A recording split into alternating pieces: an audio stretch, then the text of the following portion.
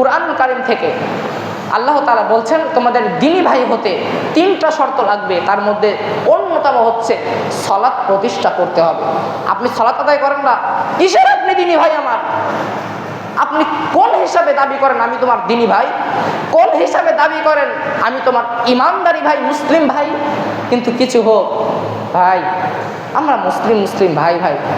আরে তুমি কিসের মুসলিম? তুমি তো সালাতই প্রতিষ্ঠা করতে পারো নি, তুমি তো নিজের সালাতই আদায় করো না। সম্মানিত প্রিয় উপস্থিত ভাইরা, অতএব ভিতকে যদি শক্ত করতে চান, যদি পরবর্তী বারজাখের জীবনকে যদি শক্ত করতে চান, যদি ভিত গড়তে চান, সালাত প্রতিষ্ঠা করতে হবে, সালাত পড়তে হবে, এর বিপরীত কোনো পথ নেই। অতএব আসুন সালাতের দিকে রব্বুল আলামিন তুমি আমাদের সকলকে ছোট থেকে বড় এই সালাত প্রতিষ্ঠা করার, সালাতের প্রতি আমল করার, সালাত আদায় করার তৌফিক দান করো, আল্লাহুম্মা আমিন। সম্মানিত প্রিয় উপস্থিত ভাইরা, মহান রব্বুল আলামিন কুরআনুল কারীমে সূরাতুল মারইয়াম 19 নম্বর সূরা 59 থেকে 60 নম্বর আয়াতে বলছেন যে তাদের পরে এলো এমন এক অপদার্থ বংশধর, এমন এক অপদার্থ বংশধর। কথাটা একটু ভাববেন, কাদেরকে অপদার্থ বলা হচ্ছে একটু পরে বুঝতে পারবেন। তিনি বলছেন তাদের পরে এমন এক অকাজীয় অপদার্থ, যার কোনো কাজ নেই, এমন এক বংশধর আসলো যারা সালাতকে ইচ্ছা করে হেলায় ফেলায় অলসতায় নষ্ট করে ফেললো এবং তারা প্রবৃত্তির অনুসরণ করলো, তারা তাদের শয়তানের অনুসরণ করলো এবং অচিরেই তারা তাদের এই গোমরাহির জন্য তাদের পরিণাম তাদের জন্য অবস্থান করতেছে। এবং যারা তওবা করেছে, ঈমান এনেছে, তারা জান্নাতে প্রবেশ করবে। যারা সালাত প্রতিষ্ঠা করেছে, তওবা করেছে এবং ঈমান এনেছে, তারা জান্নাতে প্রবেশ করবে। তাদের প্রতি কোনো ধরনের জুলুম করা হবে না। অর্থাৎ আল্লাহ তাআলা বলছেন যে এমন এক সময়, মানে পূর্বে আল্লাহ রাসূল সাল্লাল্লাহু আলাইহি সাল্লামের সময় সবাই সালাত আদায় করত, এরপরে এমন একটা সময় আসতেছে, এমন এক জাতীয় অপদার্থ অকাজীয় খ্যাত ইত নিকৃষ্ট এমন এক বংশ অচিরেই আসতেছে, যারা ইচ্ছা করে হেলায় ফেলায় অলসতায় সালাতকে নষ্ট করে ফেললো, দূরে সরে দিল। সম্মানিত প্রিয় উপস্থিত ভাইরা, আল্লাহ তাআলা বলতেছেন অতি শীঘ্রই তারা তাদের এই গোমরাহির জন্য তাদের পরিণাম সামনে পাবে। এবং যে ব্যক্তি সালাত প্রতিষ্ঠা করলো, ঈমান আনলো, তওবা করলো, তার জন্য জান্নাত অবস্থান করতেছে, তাদের প্রতি জুলুম করা হবে না। সম্মানিত প্রিয় উপস্থিত ভাইরা, আমরা এখন যাই পরবর্তীর দিকে। আল্লাহ তাআলা একজন মুসলিম এবং আরেকজন মুসলিমের সাথে যুদ্ধ করা, মারামারি করাকে কুফরি বলেছেন আল্লাহ রাসূল সাল্লাল্লাহু আলাইহি সাল্লাম। এবং একজন মুসলিম যদি আরেকজন মুসলিমকে গালি দেয়, অমকের বাচ্চা, কি অমক, হ্যান ত্যান, তাহলে সে ফাসিকি কাজ করলো। এটা কার কথা? হযরত মুহাম্মদ সাল্লাল্লাহু আলাইহি সাল্লামের কথা।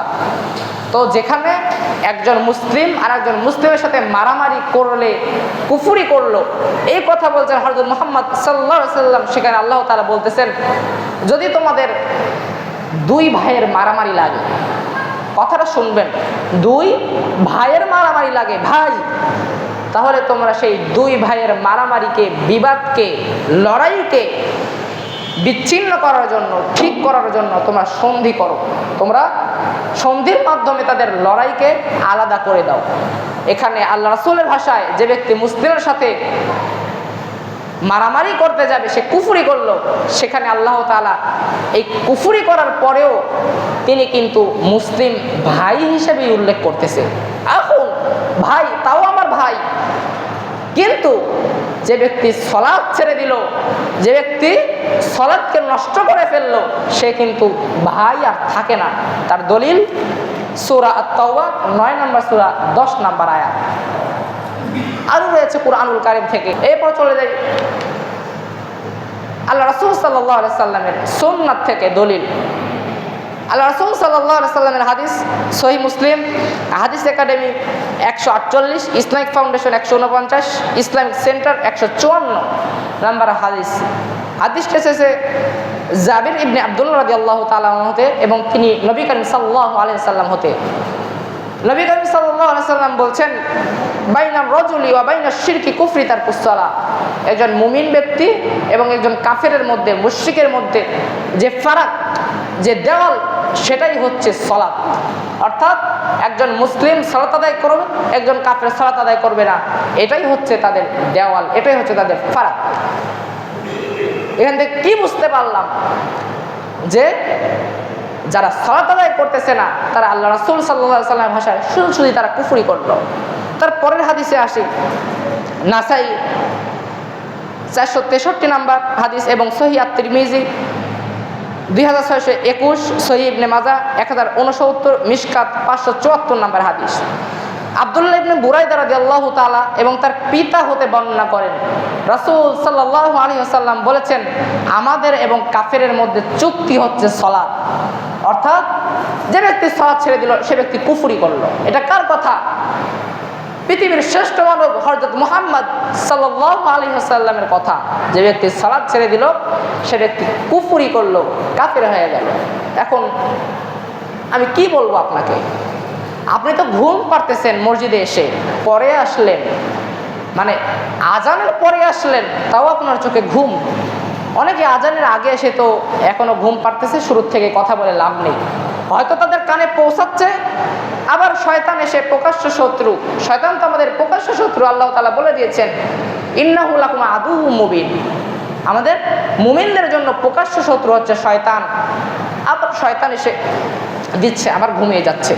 যাই হোক প্রিয় ভাইয়েরা আমার, যে কথাগুলো বলতেছি খুব গুরুত্বপূর্ণ কথা। কারণ আপনি হচ্ছেন অভিভাবক, মনে করতেছেন আমি তো সালাত আদায় করি, কি হয়েছে? কোনো চিন্তা নেই, ইনশাআল্লাহ দেখা যাবে। আপনার সন্তানরা যে সালাত আদায় করতেছে না, আপনার সন্তানটা যে আপনার অগোচরে বলতেছে, বাবা যাই মসজিদে যে নামাজটা পড়ে আসি, ঠিক আছে বাবা যা, আমি কাজটা করি। ওই গিয়ে বাগানের এক কোনায় গিয়ে টান টান দিয়ে এসে, বাবা আলহামদুলিল্লাহ আজকে পড়লাম সালাতটা। আপনার সন্তানের অবস্থা হচ্ছে এইটা, আর আপনি জানেন কি সে সালাত আদায় করতেছে। আপনাকে এই সম্পর্কে জিজ্ঞাসিত করা হবে। আল্লাহ রাসূল সাল্লাল্লাহু আলাইহি ওয়াসাল্লাম বলছেন, সালাসাতুন ক্বাদ হারামাল্লাহু আলাইহিল জান্নাহ। 3 শ্রেণীর ব্যক্তির জন্য জান্নাত হারাম, হারাম, হারাম। তার মধ্যে একটি হচ্ছে অদ্দায়ুস, সেই ব্যক্তি যে ব্যক্তি তার পরিবারের শাসন চালু রাখতে পারে না। সম্মানিত প্রিয় ভাইরা, আপনার সন্তান সম্পর্কে আপনাকে অবশ্যই অবশ্যই অবশ্যই জিজ্ঞাসিত হতে হবে আপনার সন্তান কি করতেছে। অতএব আপনাকেও বিষয়গুলো শুনতে হবে, আপনার সন্তানকে এই দিকে তাগিদ দিতে হবে। এখন বর্তমান আমি যদি মসজিদের দিকে তাকাই, এখানে না, আমাদের বাড়ির পাশে হোক, অত্র গ্রামে হোক, আরেকটি মসজিদে হোক, সেটা যে কোনো সমাজের হতে পারে, এখন দেখতে পাবেন যারা 40 থেকে 60 বছর বয়স তারা থাকবে প্রথম কাতার। কারণ জানে এই 20 বছর কি করব, আল্লাহ আল্লাহ করে যাই, পরের দিকে যাই। তারপরের দিক থাকবে মধ্যম, ধরেন 30 থেকে 40, 50 এমন। এখানকার না, সব জায়গায় আপনি এখানে খেয়াল করেন, আমি বলি আপনি মিলান। তারপরে থাকবে যুবক, টকবগে, যাদের দ্বারা ইসলাম প্রতিষ্ঠা হয়েছে পৃথিবীতে, যাদের দ্বারা স্পেন স্বাধীন হয়েছে, যুবক একা একা 10 জন 20 জনকে ফেলে দিতে পারছে এমন যুবক। আজকে তারা কোথায়? 3 নম্বর স্টেপ, 3 নম্বর স্টেপের দিকে তারা আজকে নিজেকে এই কথাগুলো বলতে লজ্জাবোধ করে। আপনি শুনতেছেন, কিন্তু মসজিদ থেকে যে বের হবেন, এক পা দিচ্ছেন, শেষ, আপনার কথাগুলো মনে থাকবে না। এখানে প্রতি সপ্তাহে আমিও কি আর আরেকজনটি কথাগুলো বলে, হাসি মুখে বলতেছি, ভালো মনে করতেছেন। সম্মানিত প্রিয় উপস্থিত ভাইরা, 3 নম্বর স্টেপে বর্তমান আছে যুবকরা, যাদের বয়স আপনি পাবেন 17 থেকে 18 থেকে শুরু করে ওই 20 থেকে 20, 22, 24, 28 পর্যন্ত। তারপর লাস্টের কাতারে রয়েছে ছোট, ছোট বলতে মিডিয়াম, যাদেরকে তাদের পিতামাতা মসজিদে আনে নাই, এমনগুলা। আপনি যদি পূর্বের দিক তাকান, আল্লাহ রাসূলের সময় বাদ দেন, আপনার বাবার দিকে তাকান, আপনার বাবা আপনাকে হাত ধরে মসজিদে এনে আপনার পাশে বসিয়ে রাখছে। আর আজকে আপনার ছেলে পেছন কাতারে, কেন? আপনার এই অলসতা, এই জন্য আপনার সন্তান আজকে 3য় নম্বর স্টেপে অবস্থান করতেছে। আপনাকে পিতা, এই জন্য আপনাকে সজাগ থাকতে হবে। সম্মানিত প্রিয় উপস্থিত ভাইয়েরা, বলছিলাম সালাত সম্পর্কে। এখন আসি, কোনো ব্যক্তি যদি সালাত ছেড়ে দেয়, তার এই পার্থিব শাস্তি, তার এই দুনিয়াবী জীবনে তার উপর কি কি রেওয়াজ চালু হবে, কি কি মূলনীতি চালু হবে সেই সম্পর্কে। যদি কোনো ব্যক্তি সালাত পরিত্যাগ করে, তাহলে সে ব্যক্তি কাফের হয়ে গেল। আমি প্রমাণ করেছি, যারা শুনেছেন তারা বুঝতে পেরেছেন, সে ব্যক্তি ফাসেক না, সে ব্যক্তি কাফের। এখন যে ব্যক্তি কাফের, তার উপর কি কি নিয়ম চালু হবে পৃথিবীর জীবনে, সেটা আমি শুরু করি। প্রথম নম্বর বলতে পারি, তার অভিভাবকত্ব শেষ হয়ে যাবে। আপনি আপনার মেয়ের বাবা, আপনার মেয়ে রয়েছে 3টা, কয়টা? 3টা। আপনি সালাত আদায় করেন না, বিয়ের সময় আপনি অভিভাবক হতে পারবেন না। শুধু সে কাজে নয়, পৃথিবীর যে কোনো কাজে আপনি অভিভাবক ওলি হতে পারবেন না, কারণ আপনি কাফের। আপনি সালাত প্রতিষ্ঠা করেননি, আপনি কুফরি করেছেন, এজন্য আপনি কারো অভিভাবক হতে পারবেন না। আমার পিতা যদি সালাত প্রতিষ্ঠা না করে, তাহলে পিতার কথা শুনবো না আমি। করার কিছু নেই, কিছু করতে পারবেন না, কোনো সমস্যা নেই, কারণ আপনি তো ইসলামের মধ্যেই নেই, বিমুখ হয়ে গেছেন, বের হয়ে গেছেন। সম্মানিত প্রিয় উপস্থিত ভাইয়েরা, এখন বলতেছেন যে এইসব কথাগুলো কই পাইছে, কই থেকে আমদানি করতেছে। আমি শুরুতেই আপনাদেরকে বইয়ের রেফারেন্সটা দিয়ে দিছি, আপনি এই বইটা খুলে দেখতে পারবেন, আরও সংক্ষিপ্তভাবে আরও কথাগুলো বিস্তারিত পাবেন। সম্মানিত প্রিয় উপস্থিত ভাইয়েরা, তো এখানে একজন মুসলিম মেয়ের জন্য বিবাহ ক্ষেত্রে ওলি কোনো কাফির হতে পারবে না। ইমাম মুসলিম বলছেন, লা ওয়ালিয়াতা লিকাফিরিন আলা মুসলিম, মুসলিম মেয়ের ওপর অভিভাবক কোনোদিন কাফের হতে পারবে না। অতএব আপনি কুফরি করেছেন, আপনার মেয়ের বিয়ে আপনি অভিভাবক হিসেবে দিতে পারবেন না। ইবনে আব্বাস রাদিয়াল্লাহু তাআলা আনহু বলছেন, যোগ্য ওলি ব্যতীত বিবাহ বৈধ নয়, আর সবচেয়ে যোগ্য হচ্ছে ইসলাম ধর্ম। অতএব আপনার ইসলাম ধর্ম থেকে আপনি বের হয়ে গেছেন, আপনার সর্বোচ্চ যোগ্যতা আপনার নাই, সুতরাং আপনি ওলি হতে পারবেন না। আরও বিভিন্ন আয়াত রয়েছে, আপনি পরে দেখে নিন, কারণ সময় সংক্ষিপ্ত। দ্বিতীয় নম্বর হচ্ছে, আপনি আপনার পিতার, আপনার আত্মীয়র সম্পদ পাবেন না, কারণ কাফের ব্যক্তি মুসলিমের ওয়ারিস হতে পারবে না, আর মুসলিম কাফেরের ওয়ারিস হতে পারবে না। উসামা ইবনে যায়েদ রাদিয়াল্লাহু তাআলা হতে বর্ণিত, নবী করিম সাল্লাল্লাহু আলাইহি সাল্লাম বলেন, মুসলিম ব্যক্তি কাফেরের ওয়ারিস হবে না, আর কাফের ব্যক্তি মুসলিমের ওয়ারিস হতে পারবে না। বুখারী তাওহীদ প্রকাশনী ৬৭৬৪, ইসলামিক ফাউন্ডেশন প্রকাশনী ৬৩০৮, মুসলিম হাদিস ফাউন্ডেশন হাদিস একাডেমি পর্ব 23 এবং হাদিস নাম্বার ১৬১৪। অর্থাৎ আপনি যে সালাত বাদ দিয়েছেন, আপনার পিতার সম্পদ আপনি পাবেন না। এটা কে বলেছে? ইসলাম। আপনি আপনার জোর খাটাচ্ছেন যে বোন 1 ভাগ, আমি 2 ভাগ, 3 ভাগের সম্পদ করে। এটা কোথা থেকে পেয়েছেন? ইসলাম। আপনাকে এখন ইসলাম বলতেছে তুমি সালাত পড়ো না, তোমার কোনো ওয়ারিশ নেই, কারণ কোনো কাফের ব্যক্তি কোনো মুসলিমের ওয়ারিশ হতে পারবে না। 2 নম্বর পয়েন্ট কি? কোনো কাফের ব্যক্তি কোনো মুসলিমের ওয়ারিশ পাবে না, মুসলিম কাফেরের না। সুতরাং আপনি আপনার পিতার হোক, আত্মীয়র হোক, যার হোক না কেন, আপনি তার সম্পদ ওয়ারিশ সূত্রে পাবেন না। কয়টা গেল? 2টা। 3 নম্বর স্টেপ, আপনার জন্য মক্কা আর মদিনা হারাম। কে বলেছে? মহাপরাক্রমশালী রব্বুল আলামিন। তিনি বলছেন, ইয়া আইয়ুহাল্লাযীনা আমানু ইন্নামাল মুশরিকুনা নাজাসুন ফালা ইয়াকরাবুল মাসজিদাল হারামা বা'দা আমিহিম হাযা। হে ঈমানদারগণ, নিশ্চয় মুশরিকদের জন্য মক্কা এবং মদিনা হারাম করা হয়েছে। মক্কা ও মদিনা মুশরিকদের জন্য অপবিত্র, সুতরাং এই বছরের পর থেকে যেন তারা মক্কা মদিনায় পা না রাখতে পারে। তাহলে কি আপনার জন্য মক্কা মদিনা হারাম? ভেবেছেন কখনো? আপনার জন্য মক্কা মদিনা হারাম করা হলো, আপনি কারো অভিভাবক হতে পারবেন না, আপনি সম্পদ পাবেন না। কয়টা গেল? 3টা। 4 নম্বর হচ্ছে, আপনার জবাইকৃত কোনো প্রাণী খাওয়া যাবে না। সেটা খাইলে কি হবে? হারাম খাওয়া হবে, কারণ আপনি কি কাফের, কুফরি করেছেন।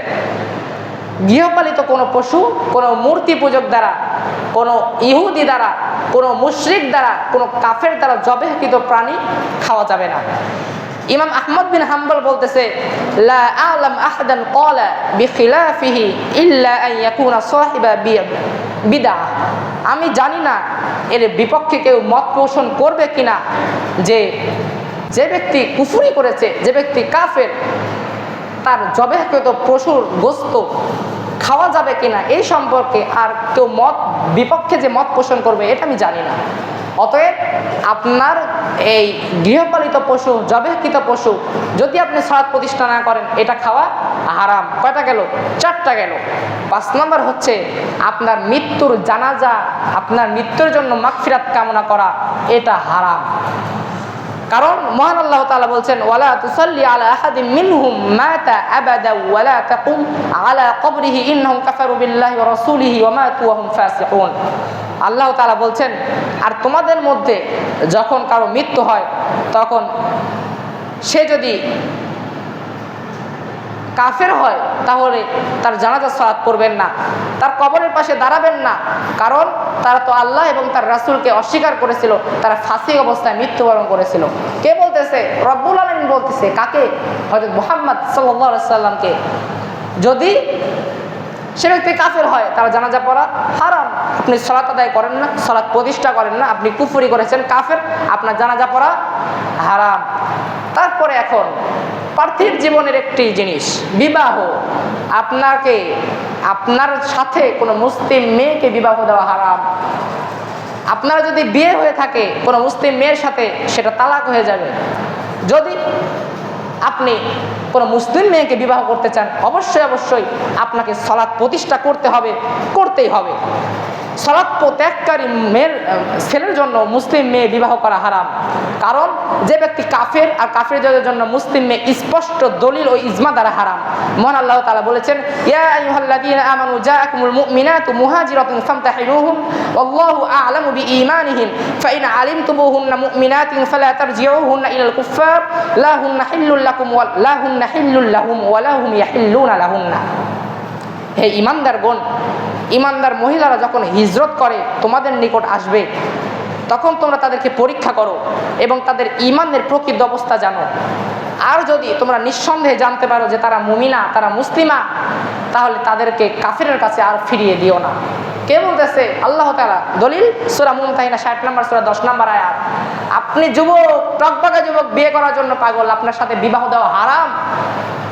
আজকে বলে গেলাম, আপনার মেয়েকে যেদিন বিবাহ দেওয়ার জন্য ছেলে খুঁজবেন, সেদিন এই শর্তটা দেখবেন সে কি সালাত আদায় করে।